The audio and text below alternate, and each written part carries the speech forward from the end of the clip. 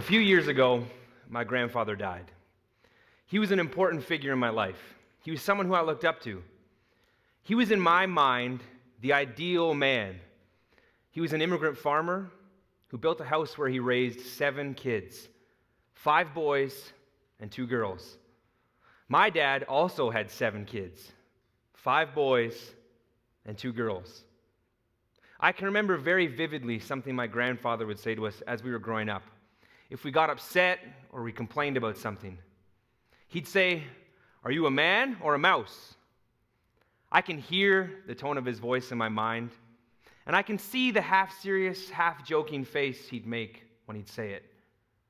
But I can also remember how I felt. A little upset, a little confused, with just a hint of shame for not being manly enough. But I was just a kid. How could I understand this old man's wisdom? Was this some kind of Ukrainian fable or riddle? Obviously, I'm not a mouse, so I must be a man. And coming from a family with so many men, this wasn't the only half-true, half-serious one-liner we were told. We heard lots of this kind of wisdom, every time for a different occasion. I had an uncle who would jokingly say, "See my finger, see my thumb, see my fist, you better run." In every community, there exists an idea of who we are supposed to be. And in my southern Ontario rural community, we picked tobacco, we played hockey, we filled the pews at the local church. And we were tough. We were Shellys. To answer my grandfather's question, we were men, not mice. Our environment, our family, our community, they shape us. They offer us an identity, or at least a narrative that we're to follow, even at an early age. Before a child is 5, they will have a fairly concrete understanding of who they are, with the broad strokes of identity starting to be formed.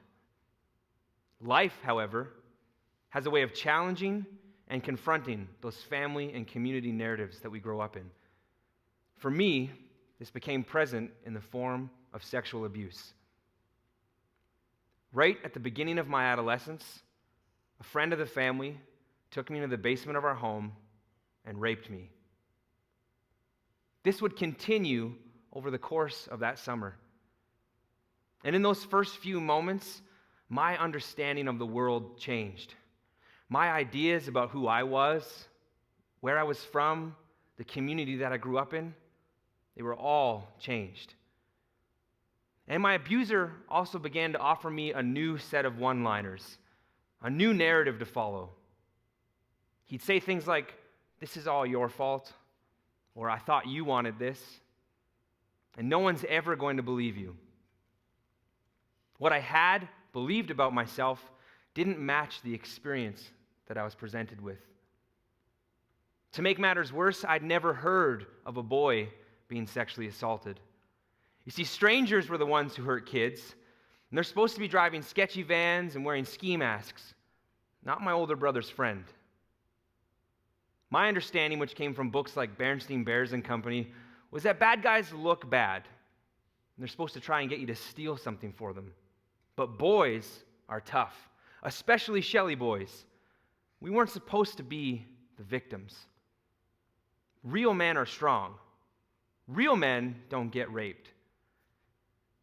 When something doesn't exist in your mind, or when the possibility of it even happening isn't even a thought, who are you supposed to tell? This wasn't the bad guy that I was prepared for. This wasn't the life that I was supposed to be living. Are you a man or a mouse? It echoed in my mind. I'm not even really sure I knew what that meant. You see, I believed that I was a man. At least that's how I thought the world needed to see me. But I felt like a mouse, maybe even less than a mouse. I had no idea what was happening to me or how to even rationalize it. And this confusion took me into some dark and terrible places in my mind. My early teen years were filled with suppressed emotion and with anger. I had no idea who I was. All I wanted was to be able to share my experience, what was happening to me, with someone. But I remember at about age 14 having a female relative reveal that she too had been sexually abused. The response, the attitude, the posture towards her, the community had just decided she was a mouse. And as someone who had never told anybody about their own experience of abuse, the thing I remember the most were the things that people were saying about her. Things like, she'll never have a normal relationship. She'll be messed up forever. And what a shame, her future's gone. Without ever being given a chance to counter it, a narrative was forced on her. Ideas that I was believing and accepting myself, all the while still believing that real men are strong. Real men can't get raped. But the reality is that sexual violence against males is not uncommon. The current stats reflect that about 1 in 6 males will experience some form of sexual violence at some point in their life. And the actual number might be very different given the stigma behind reporting sexual violence. A stigma, a narrative, a misconception. And so I see in my own experience a reflection of a greater issue in our society. Narratives.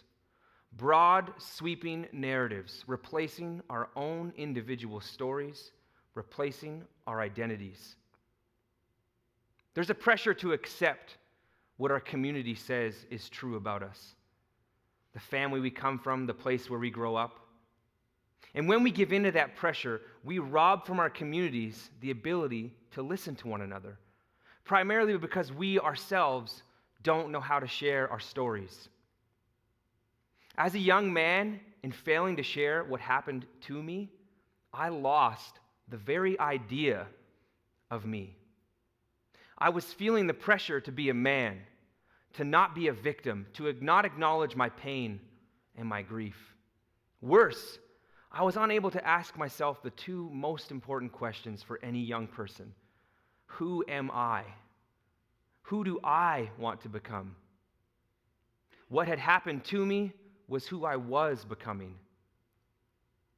I was believing what my abuser said about me, that somehow this was my fault. I was believing what I heard about other victims of abuse, that I too had no future.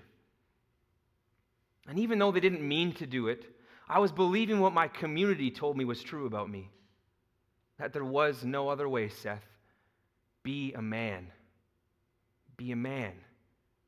You aren't allowed to be a mouse. And this is the opposite of what happens in storytelling. In storytelling, we are the narrator. We're not the characters just placed in someone else's narrative. The earliest human artifacts we have are stories, oral tradition, language itself, paintings, religious and philosophical myths from across every civilization. They're stories that are embedded into their communities through individuals. The core of any culture is storytelling, honest storytelling. And losing the ability to share in our own unique experiences, in our own unique languages and understandings, is the slow death of any community. I grew tired of being told who I was, of who I was destined to become, of feeling this pressure to not embrace and acknowledge my pain. Call it foresight, call it divine intervention, whatever it was, I decided that I needed to take control of my life, and I discovered that in sharing my story. Working with youth, I have seen firsthand the powerful misconceptions that surround young people, especially young people that grow up with fewer privileges. So often, their identity is simply replaced with their context. Some misconceptions come from the family or community that we grow up in. Some misconceptions come from someone who wishes us harm. Some misconceptions come from someone trying to sell us a product, much like young women believing they need whatever that product is in order to be thin and have self-worth.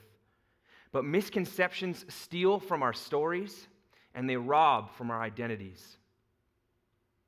Indigenous Canadians have so many stories to tell. And they have the first-hand experience of the devastation that is felt by a community when those stories are silenced. Entire communities losing their culture, their tradition, their stories. It's a profound and devastating example of applying a singular identity to a diverse group of individuals. For me, there was no healing without sharing. Learning who I truly was discovered in telling my story. And we exist here today as parts of a community. And a community is made up of individuals. And when we replace just one unique individual experience with someone else's narrative, we lose a part of our community. And as a part of this community, I want to recognize the importance of listening to Indigenous people's stories. Being white and never experiencing it myself makes it all the more important to listen and to hear. Because our stories are important, not just for the person sharing, but also for the person listening. When we listen to stories of abuse, of pain, and of grief in our community, we are acknowledging that it happened.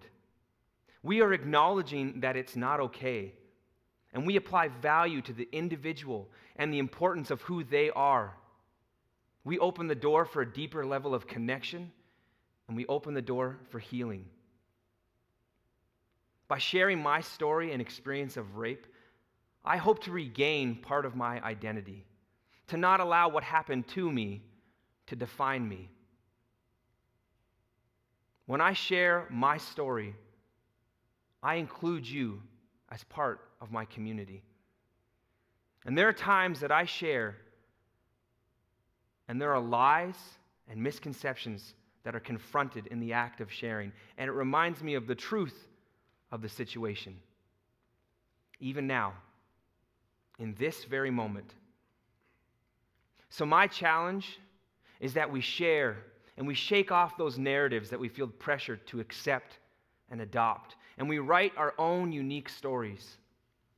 And as we share, we become better listeners, and we allow those in our community to have a voice. I believe to create healthy communities, we need to be healthy people. And we need to provide safe places, places where we can share, where we can listen, places where we can embrace our identities, not simply based on circumstance. And so I wish I had the chance to sit down with my grandfather one more time, because I would love to hear him ask me again, "Are you a man or a mouse?"